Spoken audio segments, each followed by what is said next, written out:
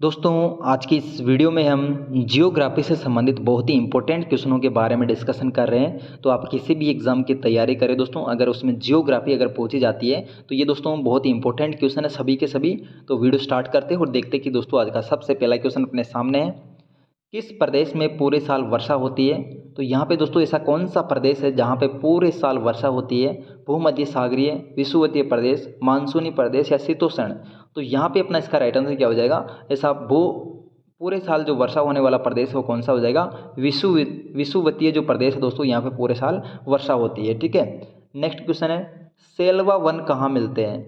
Selva one की बात करें दोस्तों, सेल्वा वन कहाँ मिलते हैं? मानसूनी प्रदेश में, भूमध्य सागरीय प्रदेश में, या टेगा प्रदेश में, या विषुवतीय प्रदेश में। तो दोस्तों सेल्वा वन भी कहाँ पाए जाते हैं? विषुवतीय प्रदेश में पाए जाते हैं। और पूरे साल वर्षा कहाँ पे होती है? विषुवतीय प्रदेश में होती है। ठीक है, विकास का प्रदेश किसे कहा जाता है? तो विकास का प्रदेश की अपन बात करें दोस्तों, ये कौन सा प्रदेश है? तो विकास का प्रदेश कहलाता है दोस्तों मानसूनी प्रदेश। ठीक है, मानसूनी प्रदेश को दोस्तों किस रूप में जाना जाता है? विकास का प्रदेश के रूप में जाना जाता है। ठीक है, प्रयास का प्रदेश किसे कहा जाता है? तो दोस्तों बहुत ही इंपॉर्टेंट क्वेश्चन है सभी के सभी, प्रयास का प्रदेश किसे कहा जाता है? ठीक है, प्रयास का प्रदेश की अपन बात करें तो यहाँ पे अपना इसका राइट आंसर क्या हो जाएगा? पश्चिमी जो यूरोपीय प्रदेश है दोस्तों, ये प्रयास का प्रदेश कहलाता है। ठीक है, पश्चिमी यूरोपीय प्रदेश क्या कहलाते हैं? प्रयास का प्रदेश कहलाते हैं। विश्व का सबसे बड़ा दुग्ध उत्पादन कौन सा अपना देश करता है? तो विश्व का सबसे बड़ा दूध उत्पादक जो देश है वो देश कौन सा हो जाएगा यहाँ पे दोस्तों? भारत है। ठीक है, भारत दोस्तों विश्व में सबसे ज़्यादा दूध उत्पादन करने वाला देश है।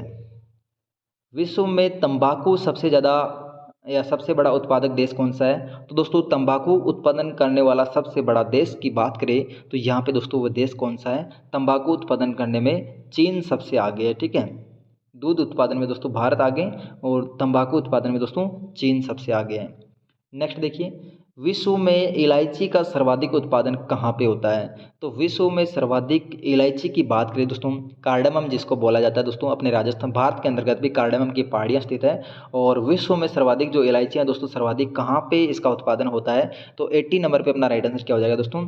गवाटेमाला। ठीक है, गवाटेमाला के अंदर दोस्तों सर्वाधिक इलायची का उत्पादन होता है। ठीक है, नेक्स्ट देखिए, विश्व में अफीम का सबसे बड़ा उत्पादक देश कौन सा है? तो यहाँ पे दोस्तों विश्व में सबसे बड़ा अफीम का उत्पादक बड़ा देश कौन सा है? तो ऊपर जो क्वेश्चन पूछा गया था दोस्तों, विश्व का सबसे बड़ा तंबाकू उत्पादक देश कौन सा था? तो चीन था। ठीक है, लेकिन यहाँ पे पूछा गया विश्व में सबसे बड़ा अफीम उत्पादक देश कौन सा है? तो 81 में अपना राइट आंसर क्या हो जाएगा? अफगानिस्तान। ठीक है, अफगानिस्तान अफीम का सबसे बड़ा उत्पादक देश है। ठीक है, विश्व में आलू का सर्वाधिक उत्पादन कहाँ होता है? तो विश्व में दोस्तों आलू का सर्वाधिक उत्पादन की अपन बात करें तो 82 में अपना राइट आंसर क्या हो जाएगा? विश्व में सर्वाधिक आलू उत्पादन किया जाता है चीन के अंतर्गत। ठीक है, विश्व में सर्वाधिक आलू उत्पादन चीन में किया जाता है।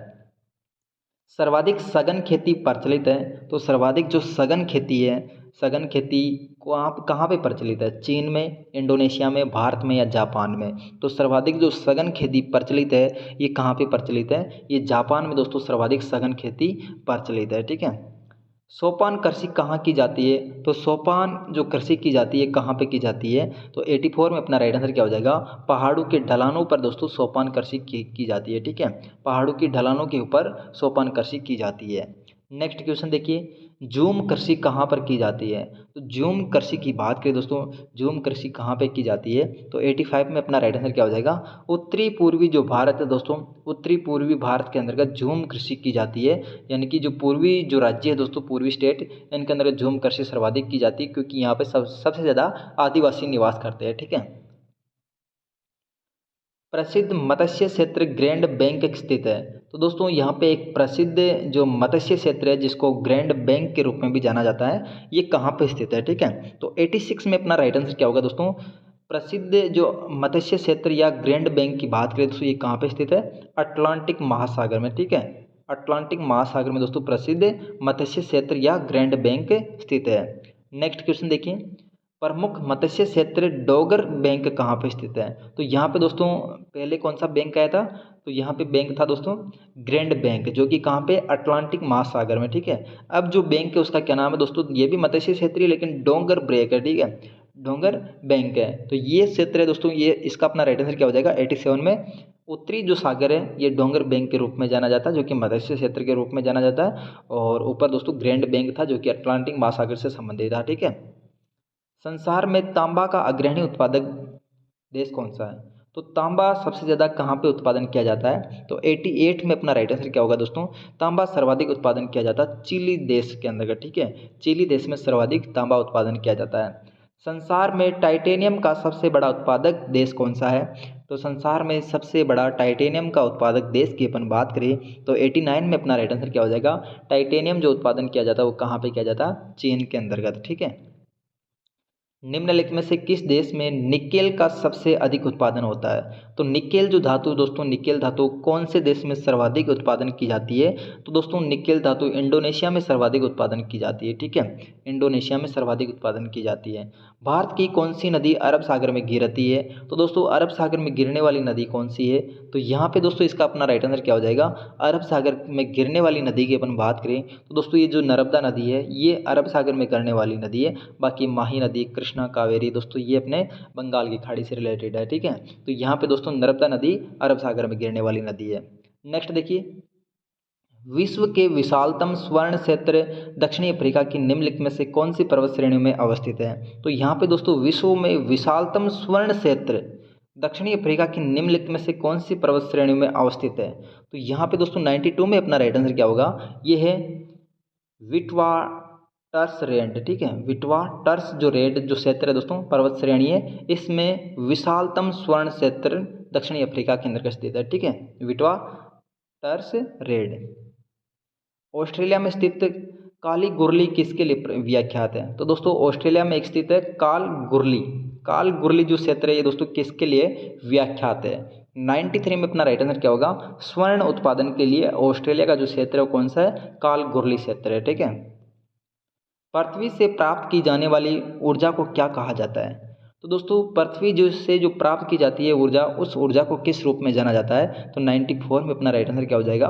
भूतापीय ऊर्जा पृथ्वी से प्राप्त की जाने वाली ऊर्जा है। ठीक है। विश्व में पवन ऊर्जा का सबसे बड़ा उत्पादक देश कौन सा है? तो विश्व में सबसे बड़ा पवन ऊर्जा उत्पादक जो एनर्जी बनाने वाला वो कौन सा है दोस्तों? 95 में अपना राइट आंसर क्या हो जाएगा? चीन जो देश है दोस्तों विश्व में सबसे बड़ा पवन ऊर्जा उत्पादन करने वाला देश है। ठीक है। विश्व में यूरेनियम का सर्वाधिक उत्पादन कहाँ होता है? तो यूरेनियम का सर्वाधिक उत्पादन की अपन बात करें तो 96 में अपना राइट आंसर क्या हो जाएगा? कजाकिस्तान। ठीक है, कजाकिस्तान में विश्व का सबसे ज़्यादा यूरेनियम उत्पादन किया जाता है। विश्व में 1/3 से अधिक कच्चे इस्पात का उत्पादन प्राप्त होता है। तो विश्व में दोस्तों 1/3 से अधिक जो मतलब कि कच्चे माल का इस्पात उत्पादन होता है वो कहाँ पे होता है? तो 97 में अपना राइट आंसर क्या हो जाएगा दोस्तों? चीन में। ठीक है, एक तिहाई अधिक 1/3 से अधिक कच्चे माल का उत्पादन या इस्पात का उत्पादन चीन में होता है। ठीक है।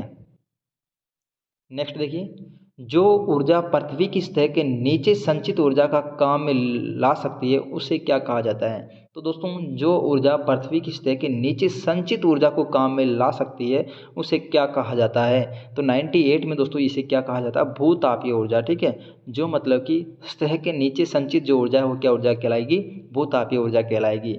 ऊन का सबसे बड़ा उत्पादक देश कौन सा है? तो ऊन का सबसे बड़ा उत्पादक देश की अपन बात करें तो ये देश कौन सा हो जाएगा? ऊन का सबसे बड़ा उत्पादक देश है ऑस्ट्रेलिया।